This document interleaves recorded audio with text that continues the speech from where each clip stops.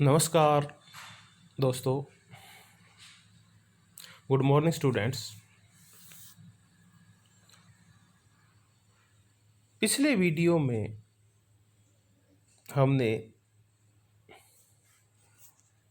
BA part second की जो stream चलती है प्रमुख राज व्यवस्थाएं सिलेक्टेड पॉलिटिकल सिस्टम्स,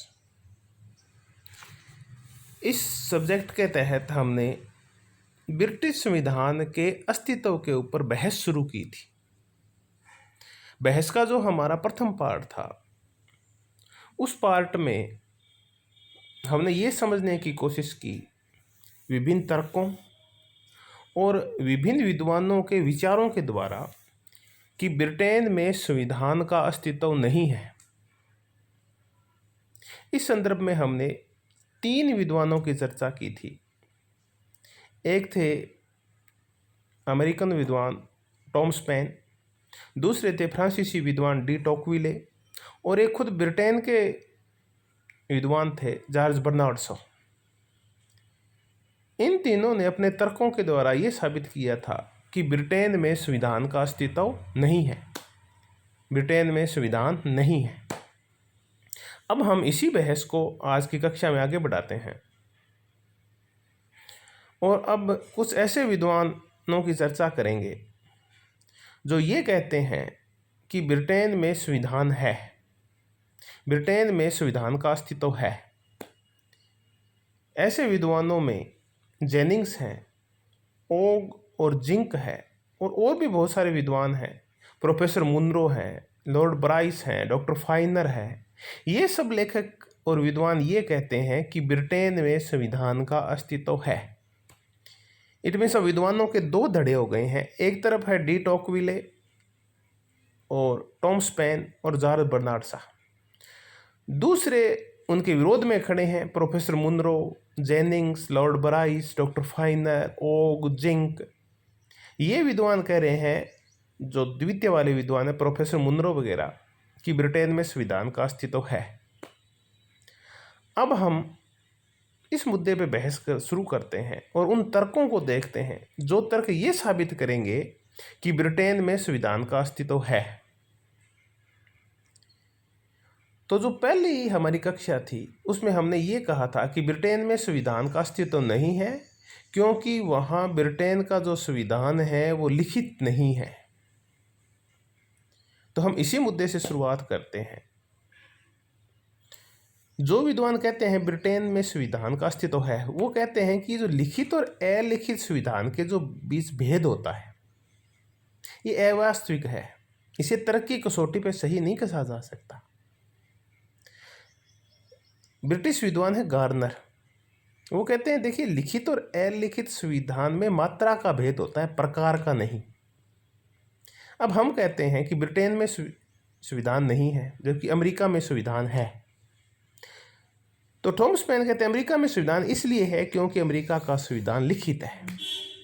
तो हम थोड़ी सी बहस करें कि अमेरिका के संविधान बिल्कुल छोटा सा संविधान है जिसमें केवल 7 अनुच्छेद है।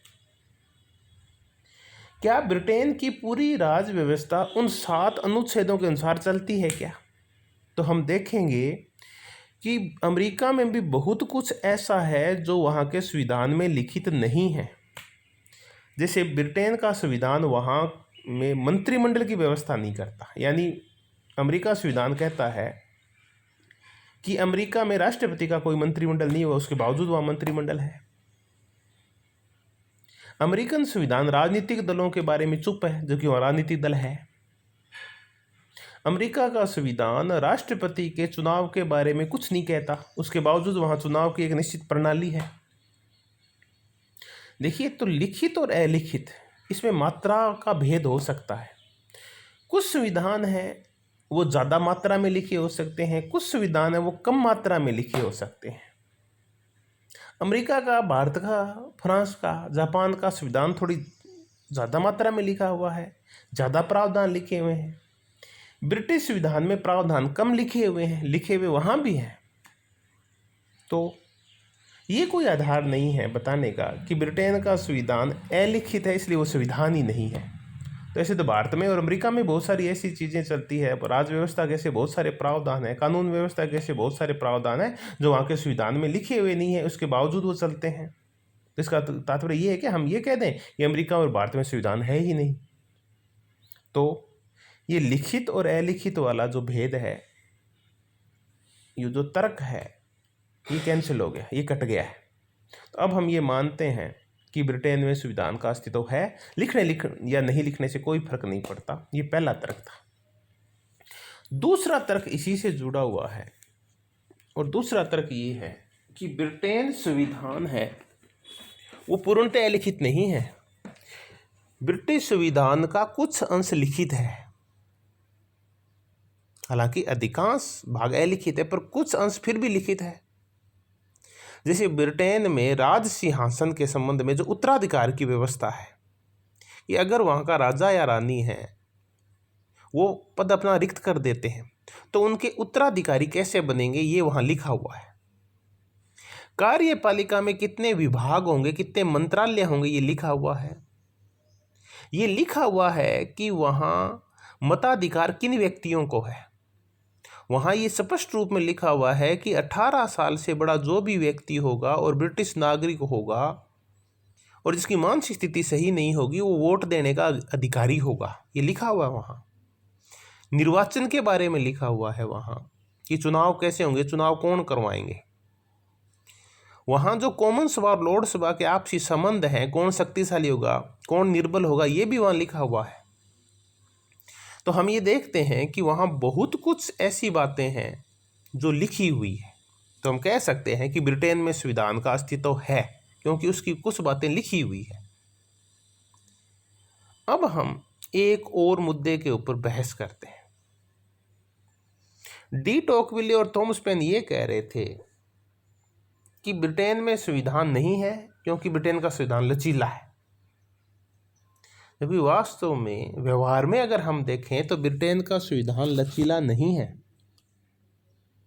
कि संसद उसमें मन इच्छित परिवर्तन कर दे। ब्रिटेन के लोग परंपराओं से बड़ा प्रेम करते हैं और ब्रिटेन के लोग परिवर्तनशीलता को जल्दी से स्वीकार नहीं करते। तो वहाँ ये नहीं है कि वहाँ की संसद मन निश्चित परिवर्तन कर दे संविधान में जब चाहे, कोई भी रेडिकल और आमूलचूल परिवर्तन कर दे, ऐसा वहाँ संभव नहीं है। ब्रिटेन में रूढ़िवादिता है और लोग इतने परिपक्व हैं कि व्यवहार में देखें अगर वहाँ, तो ये रूढ़िवादिता और लोगों की जो समझदारी है उसने वहाँ संविधान के परिवर्तन को कठोर बना दिया है, लचीला नहीं है वहाँ का संविधान। ब्रिटेन में जब भी कोई परिवर्तन करना होता है, संविधान में कोई बड़ा परिवर्तन करना होता है, तो वहाँ की जनता से पूछा जाता है कि हम इस परिवर्तन को करें या न करें। और जब इतने लोगों की भागीदारी हो जाती है संविधान परिवर्तन में, तो इसका मान के चलिए कि संविधान परिवर्तन बड़ा कठोर हो जाता है। फिर तो हम कह सकते हैं कि ब्रिटेन का संविधान इतना लचीला भी नहीं है जितना कि टोकविले और थॉमस पेन कह रहे हैं। अब हम चौथे मुद्दे के ऊपर आते हैं, एक तर्क और करते हैं जो ये साबित करेगा कि ब्रिटेन में संविधान का अस्तित्व है।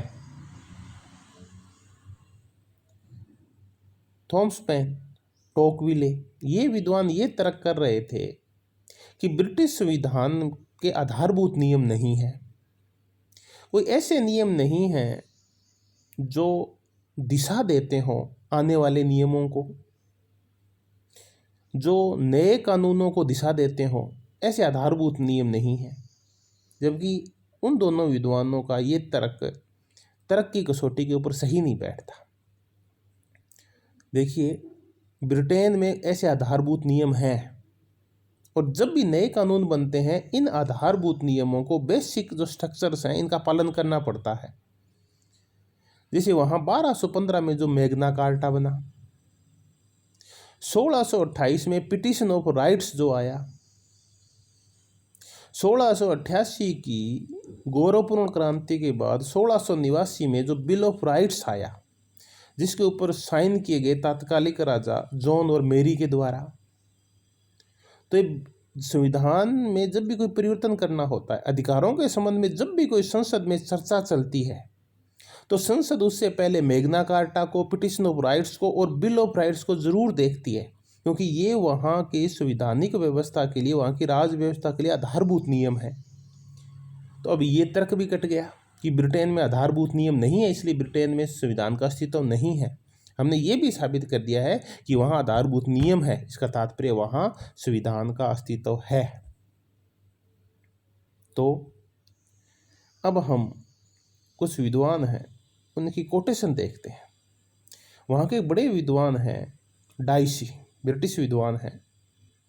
वो कहते हैं कि संविधान लिखित या अलिखित उन सभी नियमों और कानूनों का संग्रह होता है जिनका राज्य की प्रमुख सत्ता के प्रयोग अथवा वितरण पर प्रत्यक्ष या परोक्ष रूप से प्रभाव पड़ता है।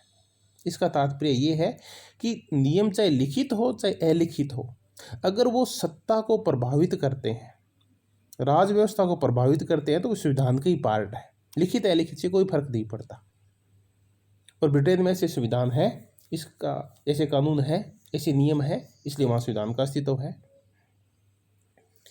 एक और विद्वान है जिनकी चर्चा करते हैं, विल्फ्रेड हैरिसन।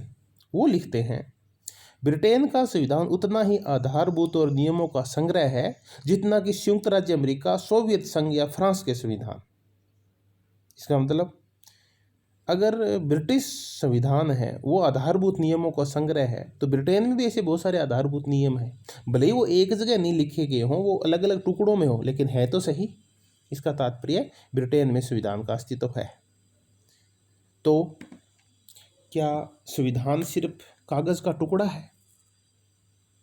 नहीं, संविधान सिर्फ कागज का टुकड़ा नहीं है, वरन संविधान का तात्पर्य ये है कि अगर वो ऐसी संस्थाओं का, वैधानिक संस्थाओं का निर्माण करता है जिनके आधार पर शासन व्यवस्था चलती है, तो वो संविधान है।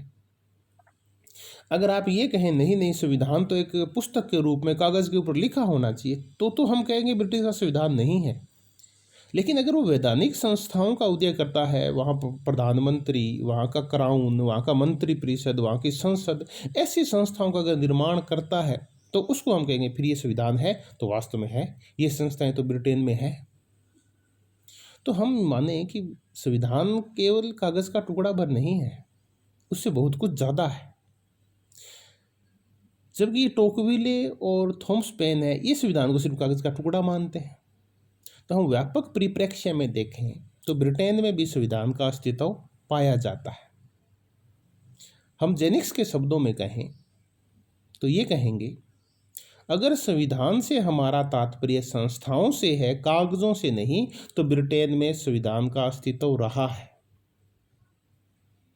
अब हम इस चीज को साबित कर चुके हैं कि ब्रिटेन में संविधान का अस्तित्व है और इस पे कोई संदेह नहीं किया जा सकता। अंतिम चर्चा में हम ओग और जिंक को लेते हैं। ओग और जिंक कहते हैं, यह निश्चित है कि पेन, थॉमस पेन तथा डी टोकविले के समय से काफी पहले इंग्लैंड में संविधान था। ऐसा संविधान जिसकी सत्ता के प्रति ब्रिटिश जाति सचेत थी और उसके इतिहास पर गर्व करती थी। तो ब्रिटेन में संविधान था, ब्रिटेन में संविधान है। हमारी बहस का निष्कर्ष ये है कि हम ये माने कि ब्रिटेन में भी संविधान का अस्तित्व है, भले ही वो एक कागज के टुकड़े के रूप में या लिखित रूप में नहीं हो, उसके बावजूद वहाँ संविधान का अस्तित्व है। तो हमारी ये जो दो क्लासेस हुई है, दो कक्षाएं हुई है, जिसमें हमने बहस की कि ब्रिटेन में संविधान का अस्तित्व है या ब्रिटेन में संविधान का अस्तित्व नहीं है, तो निष्कर्ष रूप में हमने ये देखा कि ब्रिटेन में संविधान का अस्तित्व है। हम आगामी जो कक्षा होगी उसमें हम जिस मुद्दे पे बहस करेंगे वो मुद्दा होगा कि ब्रिटिश संविधान संयोग और विवेक का शिशु है। The British constitution is child of wisdom and chance. इस टॉपिक को हम करेंगे, बड़ा रुचिकर और मज़ेदार टॉपिक है। तो आपसे निवेदन है कि गवर्नमेंट कॉलेज मलसीसर के सेकेंड ईयर के जो विद्यार्थी जिनके पास राजनीति विज्ञान विषय है वो अपने कॉलेज का जो यूट्यूब चैनल है उसको सब्सक्राइब करें, उसके ऊपर जो वीडियोस डाले गए हैं उनको लाइक करें और अपने साथियों के साथ, अपनी सहेलियों के साथ उसको शेयर करें। लड़कियों से ये उम्मीद करता हूँ कि वो अपनी सहेलियों के साथ इसको शेयर करेगी, लड़कों से ये उम्मीद करता हूँ कि वो अपने दोस्तों के साथ इसको शेयर करेंगे, ताकि आप अपना जो समय है उसका सदुपयोग करें और कुछ ज्ञानवर्धक जो वीडियो डाले गए हैं आप उनका उपयोग करें। धन्यवाद, बहुत बहुत धन्यवाद।